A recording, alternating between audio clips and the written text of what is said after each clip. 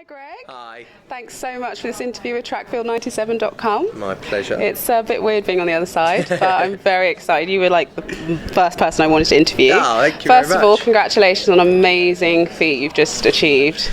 You're amazing. You're a goat, literally. I don't know. How does it feel? It's good. It's really good. It's one of those things that I mean, you all strive to do well in your career, and I've been very fortunate and got it right at the times when it needs to happen now, and I'm over the moon with that. It's not always easy. I've had so many down points. I mean, it wasn't even that long ago. 2013 was here, and I was sitting there with a ruptured hamstring, thinking, what on earth's happened to me?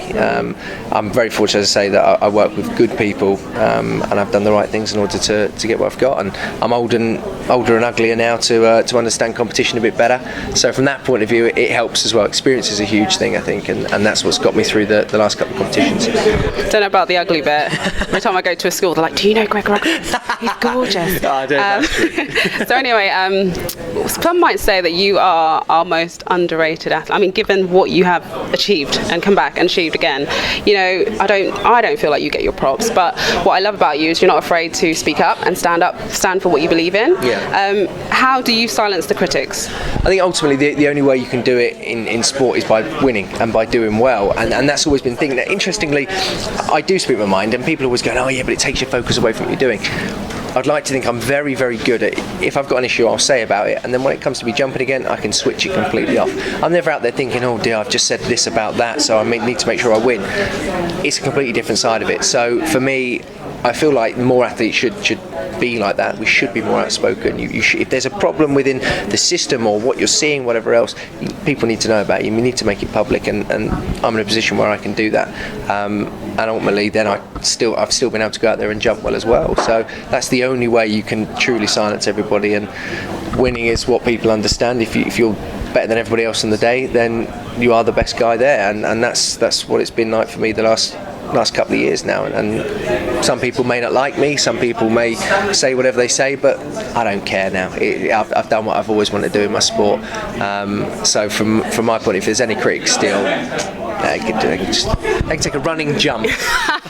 But you have nothing to prove. It's awesome. Great. So now I just want to talk about that magical runway that you've constructed for yourself, and you're lovely, amazing. You live in amazing surroundings. Tell us about the thoughts behind that, how that came about, and how it's helped you, basically. Yeah, so basically on the side part of the house, we just had this really overgrown sort of slope that sort of finished the garden. I just sort of one day said to my old man, I just said, he's a builder, I said, "Do you reckon you could stick a long jump runway there?" And he was like, "Well, I guess so, yeah, it's quite a lot of work, we'd do it." So I said, "All right, let's do it then." So him, never sort of shy to accept a challenge, took it on, and I have a runway in my back garden now. Like it's literally the full length from the start to the end of my garden. I've managed to fit in a 52 metre track, straight anyway, and then a pit at the end as well with a bit of a runoff, so you can run into a wall, and hopefully a nice soft wall when I put a matting on there. But no, it's something for me that I have got a son now, and I love spending time there. We spend so much time travelling for competition and whatever else.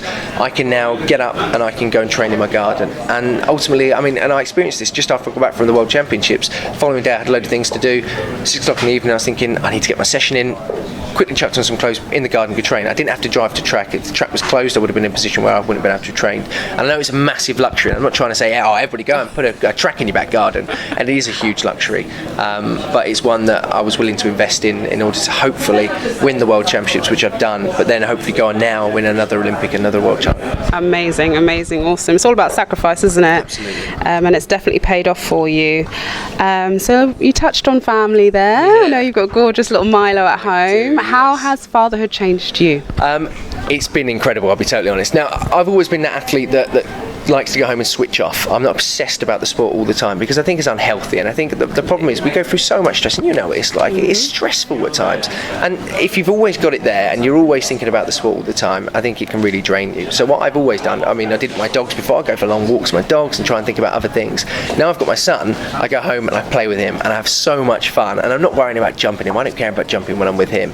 It's just about making sure he laughs and he has a good time, and he's learning and hopefully grows up to be a great person. person as well. So for me, having him now, I think that's put a whole new emphasis onto what I do. So when I'm training, I've got a great reason to go out there and do well. But then when I'm not, I've got something so much fun that I can hang out with and play with, and hopefully I can be a cool dad for a long time, because I absolutely love hanging out with him. Fantastic. Let me know if you ever need any babysitters. Absolutely. Okay. Come over.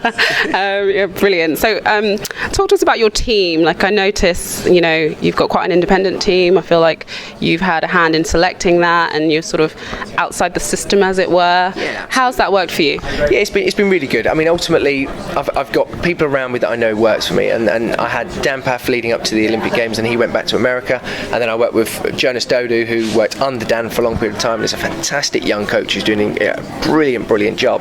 And then I had the opportunity to work with Dan again for the second half of this year and going forwards. And Dan was somebody for me that got me to win an Olympic title. There's no question. Without Dan and without Jerry Ramagita, the therapist as well, I wouldn't have been in the position I'm in now anyway. And again, the knowledge he gave to Jonas and what Jonas has learned from others as well, it's turned him into a really good coach as well.